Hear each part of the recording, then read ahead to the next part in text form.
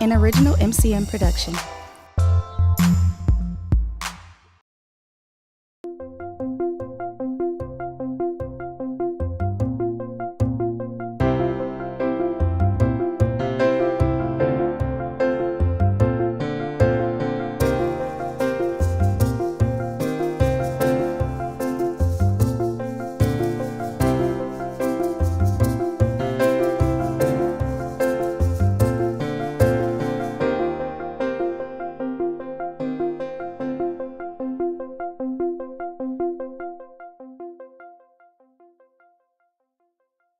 Now, I'd like to turn it over to past President Dr. John Ridley to introduce our speaker.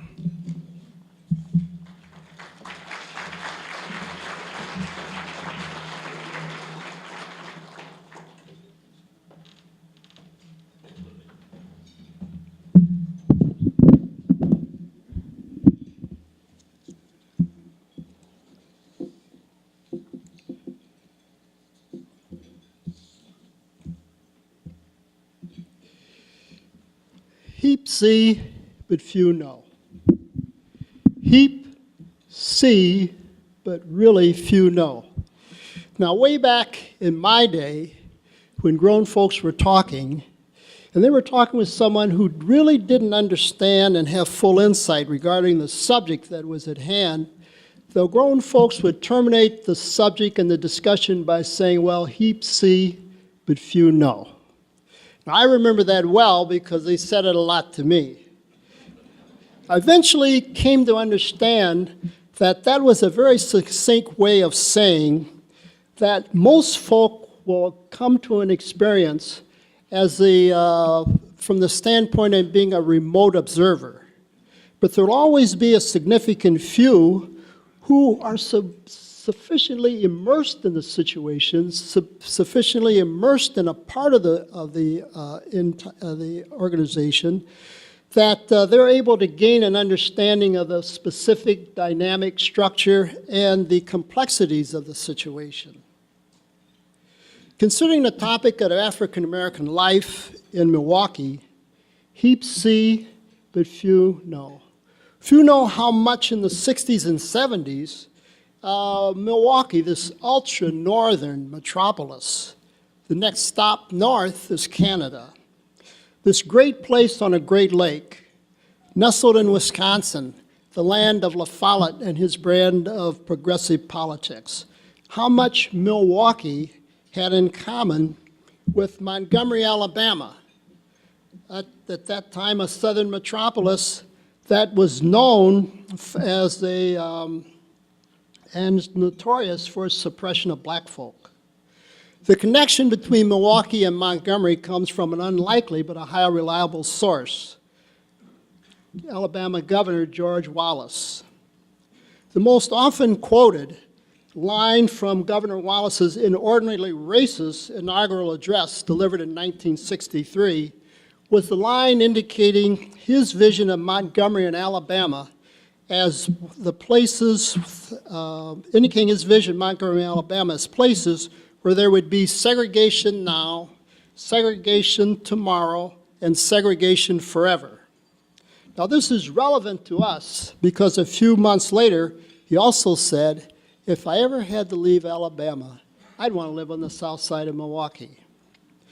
Now, heap see, but few know that for African Americans living in Milwaukee, it has been a continuous trip, but one of the few who really understand, one of the few who really does know the needs of this city in regards to its African American constituency is Howard Fuller. Dr. Fuller has lived in Milwaukee since childhood, and while a singularly ardent champion of the city, he has long been a critic and a community advocate for change in Milwaukee's conduct towards minorities and any similarly marginalized groups treated here as others. Dr. Fuller has earned a degree in BS degree from Carroll College, a master's degree from Western Reserve University, and a PhD from Marquette University. He's held positions of Senior Fellow, Annenberg Institute for School Reform at Brown University, Associate Director of the Educational Opportunity Program, Marquette University, Secretary of the Wisconsin Department of Employment Relations, Dean of General Education, Milwaukee Area Technical College, Director of Milwaukee County Department of Health and Human Services, Superintendent of Milwaukee Public Schools, and is currently Director of the Institute for Transformation of Learning at Marquette University. Now that is all very distinguished, all very important, all very impressive, and all very cerebral. There are other aspects of his well-lived life that are much more informative, much more revealing, provocative, and perhaps even much more interesting. Take his sit-ins at Cleveland, or the university that he founded, not to mention his Revolutionary Workers League, his community activism in Chicago, and he will note also his community activism in North Carolina, where he once earned the distinction of being dragged from a protest in such fashion that when he went down the stairs, his head hit every one of the steps of the staircase. In retrospect, it's interesting, but at the time, I'm sure it must have been much more than that. Now, the entirety of the fascinating and really inspirational aspect of Dr. Fuller's life is recounted in this autobiography of his, No Struggle, No Progress. This is extremely well-written literature, and it truly is interesting and engrossing for a number of different reasons. Also, frankly, for some here, as Dr. Fuller notes in his book, it may be the closest view many of you will have into the life of an African American in Milwaukee. Heaps see, but few know. Now, as you would expect, being locally, nationally, and internationally known for his accomplishments, Dr. Fuller has gathered a ton of recognitions and awards. But if you ask him today, right now, at this very moment, which accolade has meant the most to him, he'll get teary-eyed, and his voice will choke as he tells you that the most important recognition he's ever gotten was receiving our Rotary Club of Milwaukee Person of the Year Vocational Recognition Award in 1991. Now, tomorrow you might get a different answer, but that's his story today. I think he's sticking with it. Ladies and gentlemen, Dr. Howard Fuller.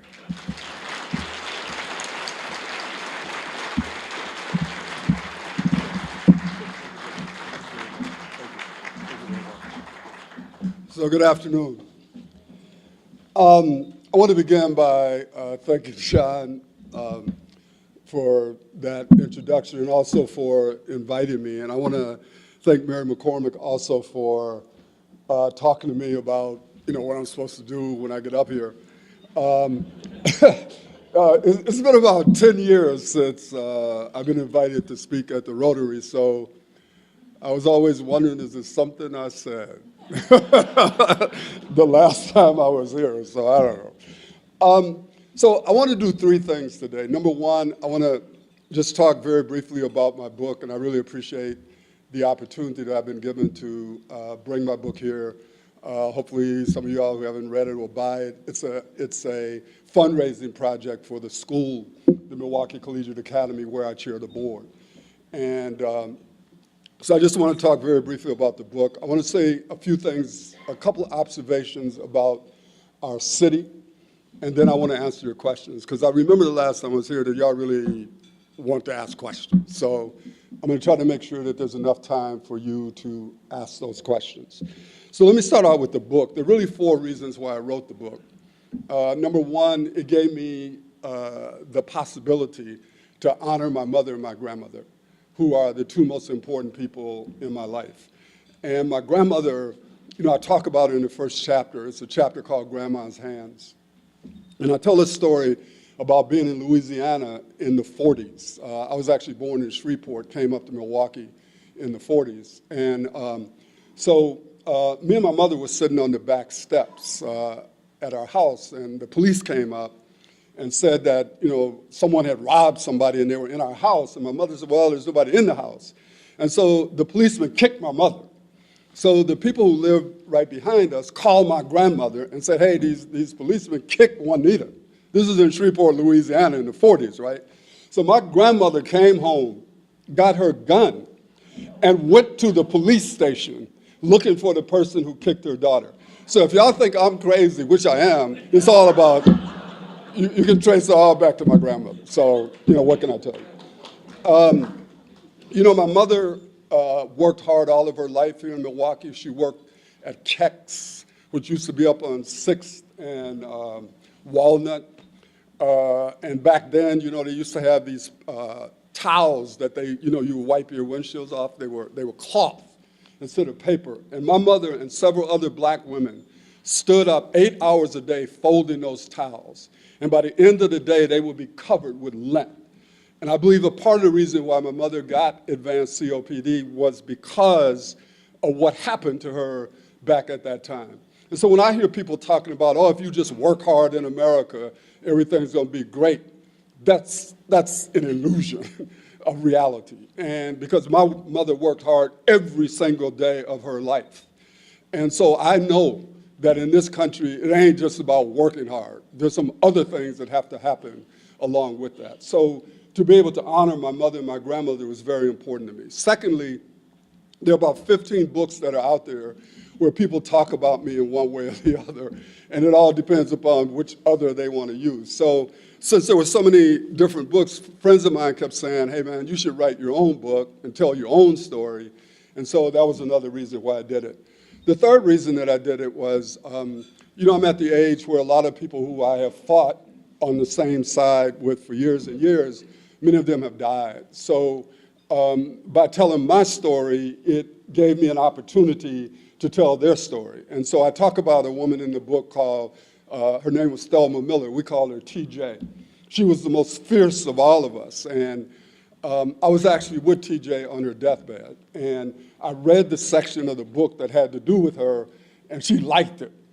And because she was the kind of person, if she didn't like it, deathbed or not, she would have cussed me out. So it was really, heartwarming to have TJ tell me that she liked what I had to say about her. And then the final reason I wrote the book is I started the book out with a meeting with George Bush, the younger George Bush, because I had gone down to Texas, to talk to somebody about voucher legislation.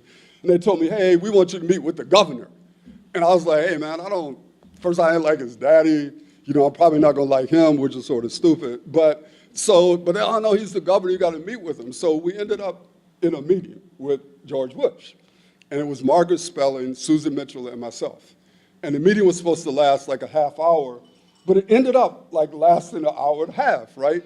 And I got in there, because when you meet with these governors, you usually don't get a chance to say nothing. They blah, blah, blah, and you're supposed to act like they're actually saying something. So, George Bush was actually very different. I mean, he sat there, he said, really, I don't know anything about education. I want to learn. And we ended up going an hour and a half, right? And at the end of the meeting, I really liked George Bush. And so, we got up, we shook hands, he said, hey, I'm going to be the next president of the United States. I was like, yeah.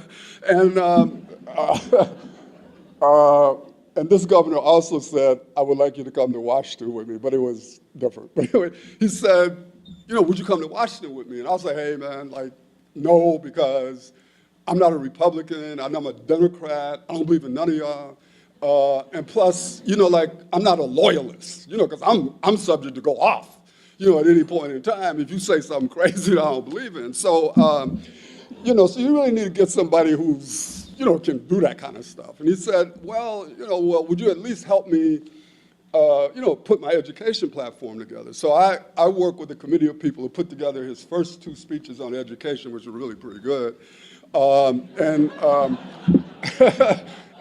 then we got the headlines, in the Journal Sentinel, Fuller's working with Bush, right? And so then people went crazy. Oh my God, hey man. And then the funny part about it is he's really a nice dude, right? So So he came to Milwaukee. I don't know if you all remember that. And, you know, Air Force One rolled up and they called me and Howard, would you come out there and be on the line with him, you know? So I'm out there and the president gets off, George Bush gets off. He shakes hands with a couple people. Then he comes to me and he hugs me, right?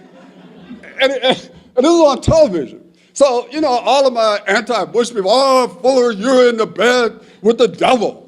And I was like, hey, man, like, I may sit on this side of the bed, but I ain't get under the sheets. So you know, what can I say?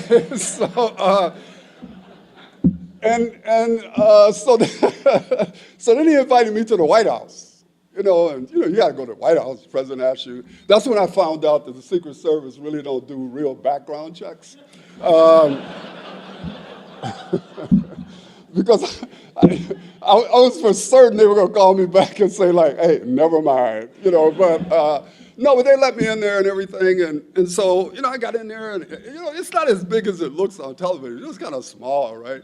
It's got all these doors, right? So I was looking around wondering, like, which one of these doors that cleanse you? I mean, but that was just the way I think. And so I started it with George Bush because I figured for some people that would be the last page that they would read, because for them, meeting with George Bush is an issue of principle.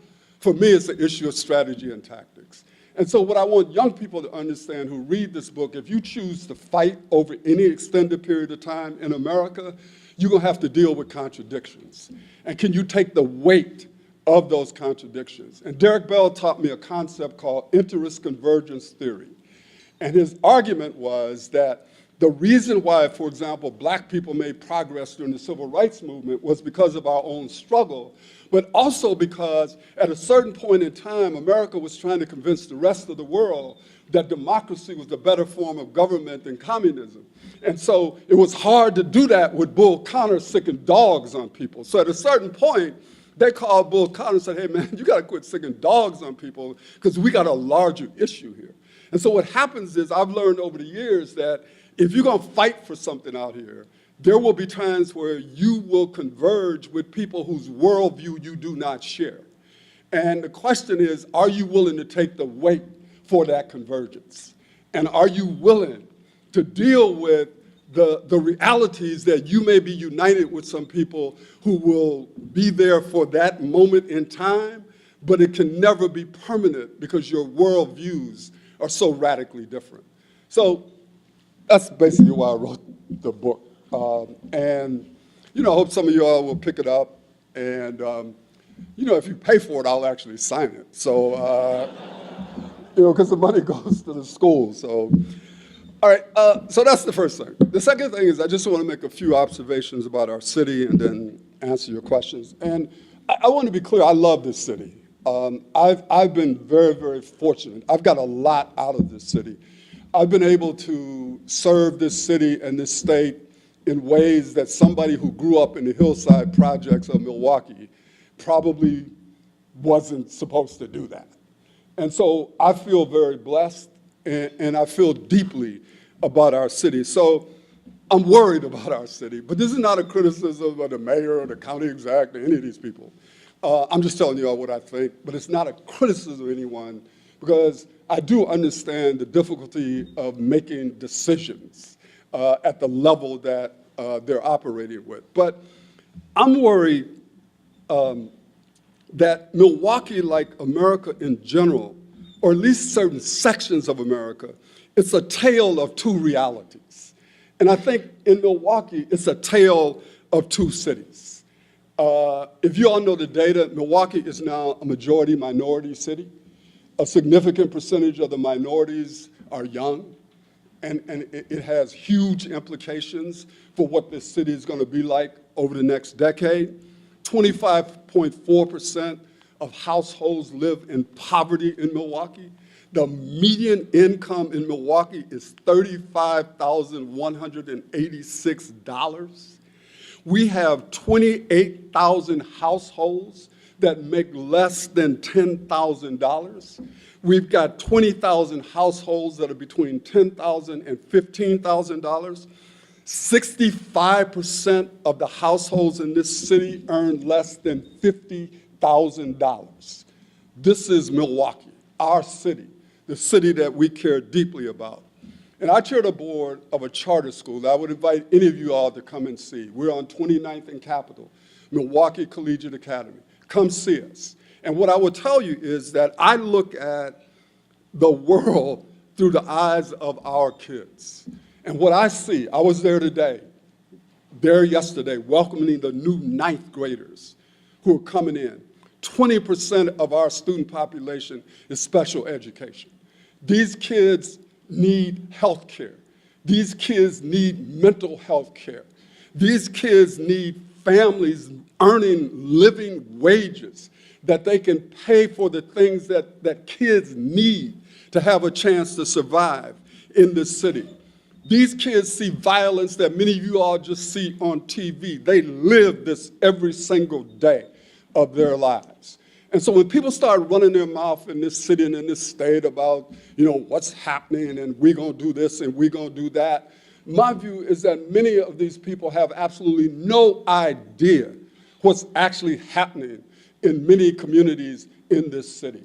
And if we really care about this city, I am telling you all, at some point in time, we're going to have to address these issues in a real way. I've been on this podium or some semblance of this podium for years talking about education. I remember one time the Rotary made a mistake and invited me to come speak, and Lee McMurrin was the superintendent. And wherever it was, I think it was set up differently then, but anyway, he was sitting like right there.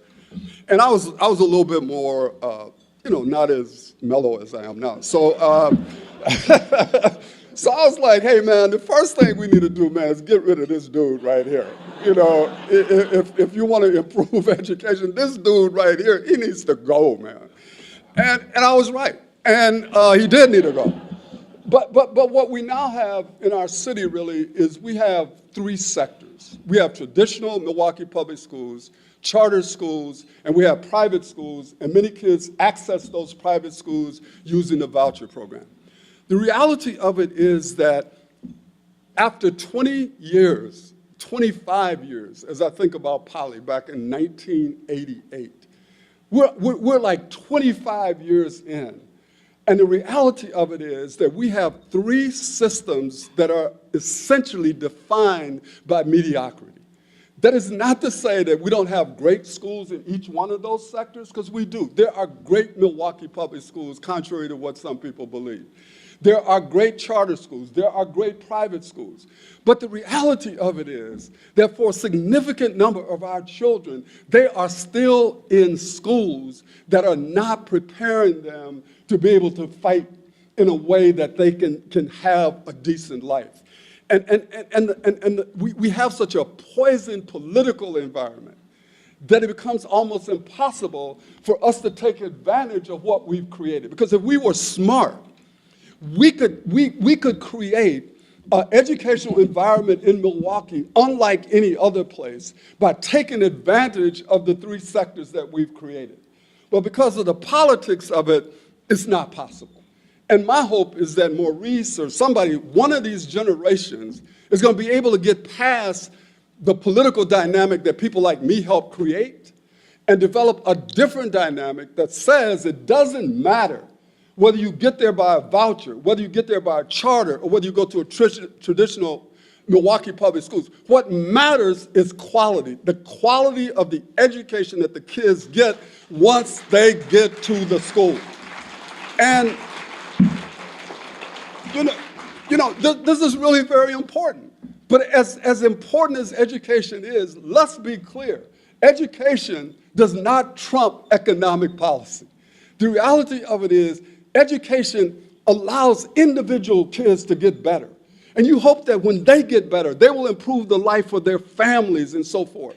But you have to clearly understand all these other things these kids' families need impacts their capacity to get a great education. And we cannot put the ills of the city all onto the school system to solve and think that, if they just get an education, everything's going to be better. That's an illusion. It's not reality. A great education is critical. But there's all of these other policies that we must pay attention to have a great city. But I'm optimistic that that's going to happen. I read 2 books by Thomas Friedman. The first one was The World is Flat, which was the scariest book I had read until I read him and Mandelbaum's book, the second book, That Used to Be Us. And what he said was that, that there were 5 pillars that made America great. Number 1, we actually used to take care of our infrastructure. We used to take care of our bridges, our fiber optics, all of the things that we needed. Number 2, we had enough regulation that did not stifle entrepreneurship, but would prevent the kind of meltdowns that happened not yesterday, but the day before. No, it was 2008. That there was enough regulation so that we would prevent that from happening. Number 3, and this is the one I struggle a little bit with, we had a great public education system that provided a great education for everyone. And number 4, there was research being done by the government that the private sector would use to develop new products. And then the 5th one, which is important in what is going on today, which is passing off as a presidential race, it was an issue of immigration. And that we actually had an immigration policy that understood not only do you want to get the great minds, you also want people to come here who just want to create a better life for themselves and their families. And that these 5 pillars is what made America great. But we were able to solve real problems because there actually was a point in time where people woke up in America and said, before I am a Republican or I'm a Democrat, I am an American. And so we had a political environment that allowed for the grand bargains to be made. We cannot solve great problems in our city today, in our country today, because all of you all who are honest know that there ain't no, I'm an American first. It is, I'm a Republican, I'm a Democrat. My job is not only to destroy your ideas, but to destroy you as a human being. And you explain to me how, with a political environment like that, we can make the kinds of decisions that we need to make in order to make the changes that we need to make to have a great city. So, you know, it's probably another 10 years before I'll be invited back. But, you know, I'm just saying, I love this city, but we're not going to have a city that we all want to live in if we don't make significant changes and address very, very, very difficult problems. And it's going to require these ideologues that we have to understand that that's not going to get us there. That somehow we have to find a middle that allows us to work across these sectors to develop the kind of city that I know all of you all want to have. So that's really what I have to say. People say, well, what's your plan? My plan is to get up and fight every day. My plan is to get up and go up there on 29th and Capitol every day that I'm in town, which is not much, and fight for those kids, and to fight for the kids that are going to be in Maurice's school, to fight for the kids that are going to be in the Milwaukee public schools. But I know that that fight involves more than just reading and writing and arithmetic. It's all of the larger issues that surround these children's lives. I love Milwaukee because I think we have the capacity to be a great city. But if we're honest, we're teetering. And once you go down that other side, it's a long way back up to be the kind of city that I think we all want it to be. So that's it. I'll be more than happy to answer any questions that you all have.